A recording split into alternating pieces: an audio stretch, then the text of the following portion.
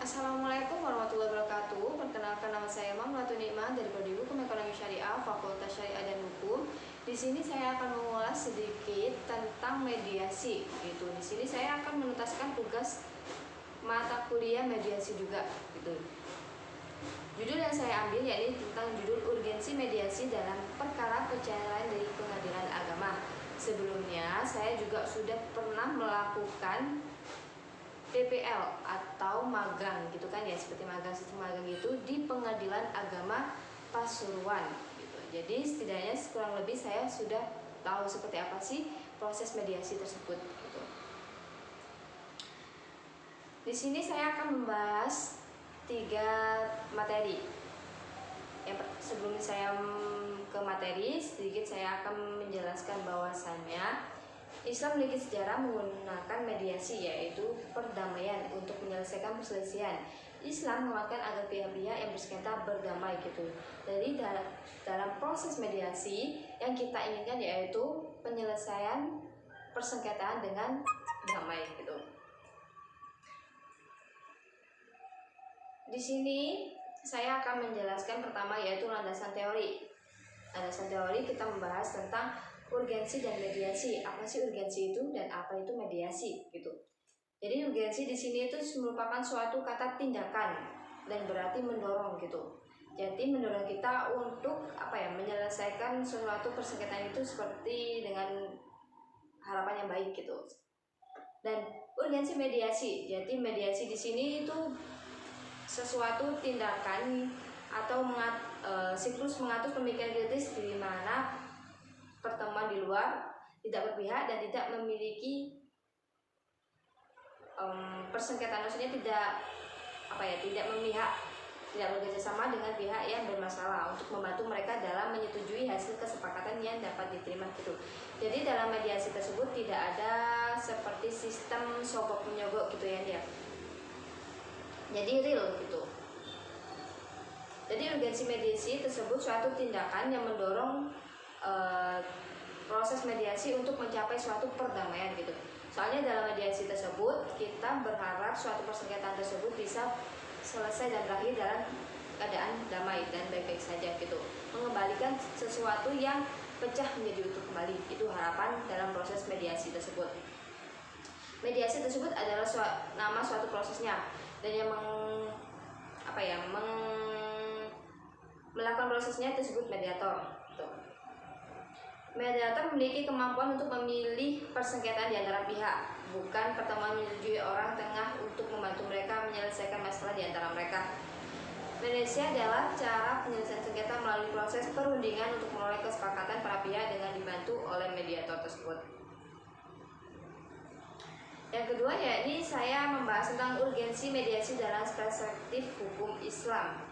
Yaitu dalam literatur hukum Islam, mediasi dibersamakan dengan tahkim yang secara epistemologis berarti menyelesaikan perselisihan dengan menggunakan seseorang atau pihak ketiga yang dikenal sebagai hakam, sebagai arbiter.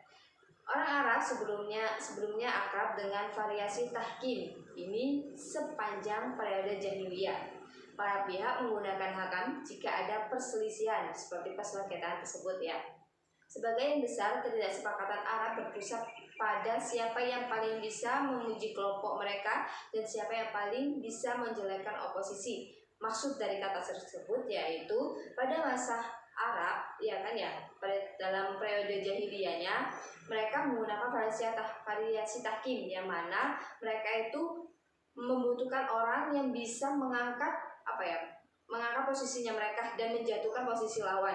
Itu pada variasi tahkim periode jahiliyah yang digunakan pada masa-masa orang Arab saat itu, seperti itu. Jadi menjunjung tinggi posisinya dan menjatuhkan posisi lawan.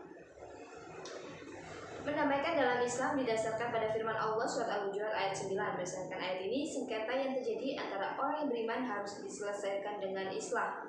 Oleh karena itu, menurut Al-Quran, Islam merupakan hak Allah yang bersifat ta'abudi yang harus ditaati oleh orang mukmin ketika menghadapi sengketa. Sedangkan hak insaniyah adalah teknis melaksanakan Islam baik berupa metode, syarat, dan kewenangan dalam forum Islam. Gitu. Jadi, dalam sistem Islam, dalam orang Islam itu berdasarkan firman Allah tersebut, Allah menganjurkan untuk menyelesaikan suatu permasalahan itu bisa dengan berdamai, gitu, tidak menghancurkan satu sama lain. Gitu. Salah satu strategi untuk menurunkan angka perceraian adalah dengan menggunakan mediasi sebagai mekanisme penyelesaian sengketa melalui sistem hukum.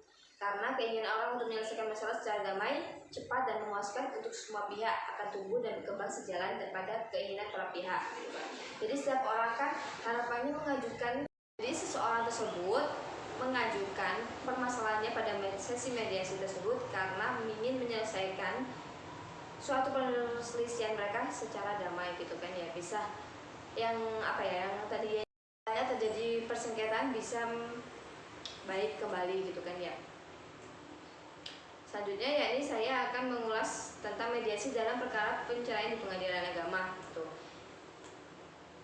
Hakim pengadilan agama harus menggapai dengan serius nasihat bahwa perceraian meskipun sah adalah sesuatu yang harus dihindari karena mereka lah yang memiliki tanggung jawab baik negara maupun agama untuk mewujudkan Islam sebagai rahmah lil alam dalam batas-batas yuridis yang ditentukan dalam peraturan undang-undang.